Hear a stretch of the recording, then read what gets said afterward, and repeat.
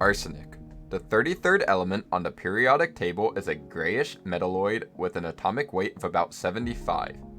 Arsenic was known to the ancient Egyptians and is mainly found in minerals, with the most common being arsenopyrite, typically found alongside lead, gold, and copper ores.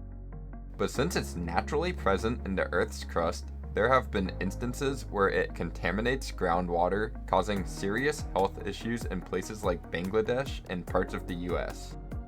Arsenic is most well known for its toxicity, given the nickname the king of poisons. Arsenic kills by interfering with how cells produce energy, damaging DNA, and causing widespread organ failure. And since it is odorless and tasteless, it is the perfect poison. The first method to reliably detect tiny traces of arsenic didn't come until the 19th century and is called the Marsh test. By mixing a sample of tissue or vomit with zinc and sulfuric acid, it causes the release of arsine gas. The gas is then captured in a glass tube and heated, and if arsenic is present, it would decompose and leave behind a shiny metallic arsenic mirror on the glass.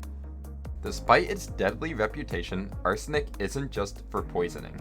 In small amounts, it can be used as a doping agent in semiconductors, and arsenic compounds can also be used to preserve wood. Perhaps even more surprisingly though, arsenic actually has medicinal applications. In Victorian times, Dr. Fowler's solution was a popular cure-all tonic that was even used by Charles Dickens.